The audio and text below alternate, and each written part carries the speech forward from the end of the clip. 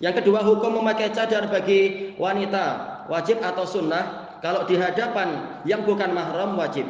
Kalau di hadapan mahram maka ini tidak wajib. Baik.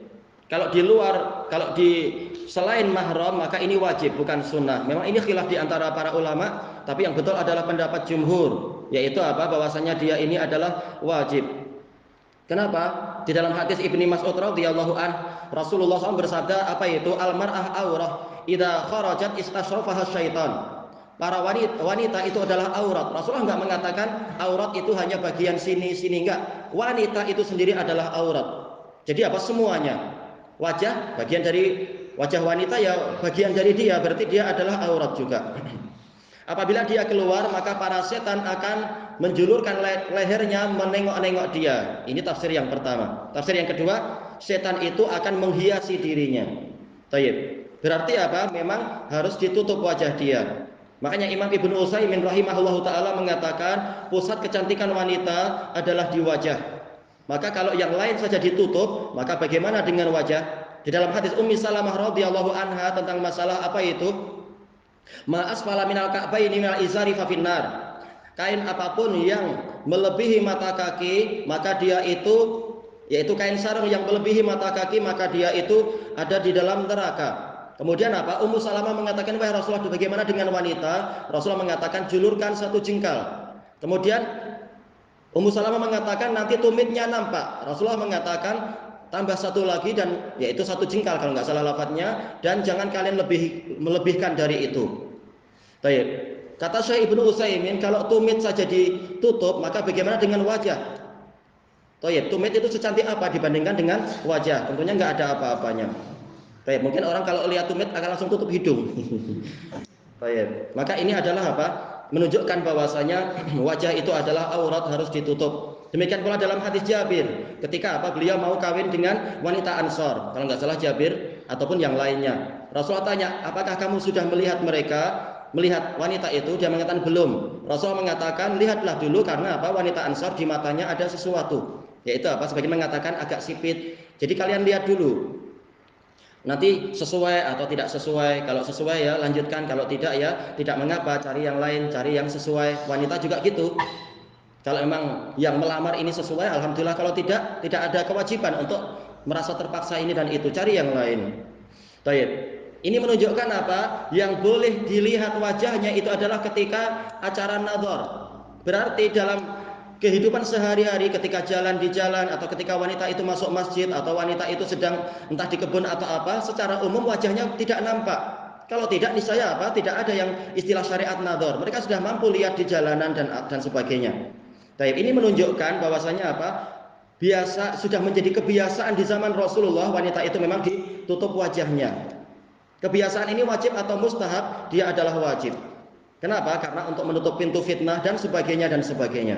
Dan dalil banyak sekali tentang masalah ini dibahas oleh Imam Syinqiti di dalam Adwaul Bayan.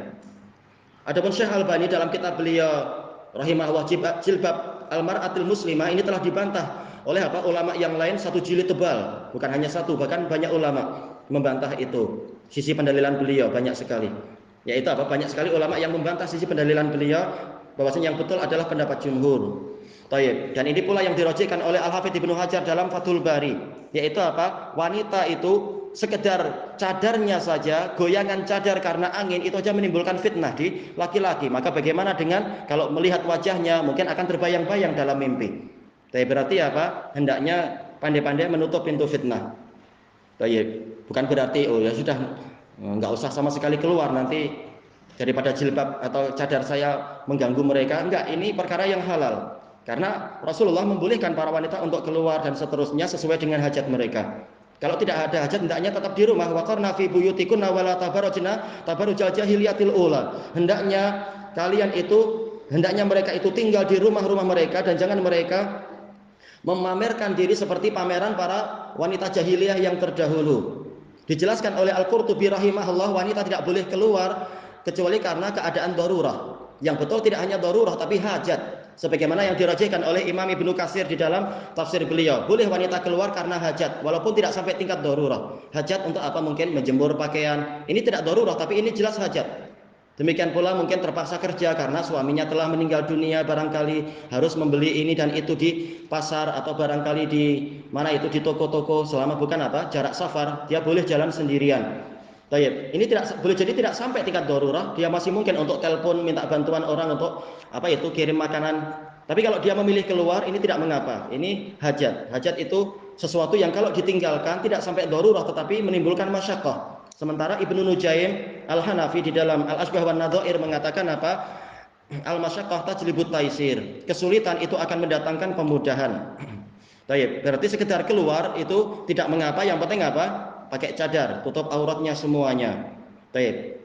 Kalau sampai masafah safar maka Rasulullah mengatakan La tusafiru imra'atun tu'minu billahi wal yaumil akhir masafata safarin illa ma'adhi mahram. Yaitu la tusafir, tidak boleh seorang wanita yang beriman pada Allah dan hari akhir untuk safar kecuali harus bersama mahram. Jarak safar itu mengharuskan adanya mahram. Bukan semata-mata kalau ada gangguan atau enggak. Kata Imam Ibnu Utsaimin, masalah mahramiyah ini bukan semata-mata untuk menyelamatkan wanita itu dari gangguan, tapi keperluan yang sangat banyak. Mungkin kebetulan mobil mogok, gimana? Apakah wanita yang akan mendorong-dorong mobilnya? Jelas ini tugas laki-laki, atau mungkin mengangkat barang. Maka ini adalah tugas laki-laki dan faktor-faktor yang lain, urusan banyak sekali. Baik, bukan hanya masalah menahan gangguan dari orang jahat, bukan hanya itu. Baik. Dan hikmah jauh lebih banyak, perintah Allah dan Rasulnya pasti itulah yang betul. Wallahu a'lam.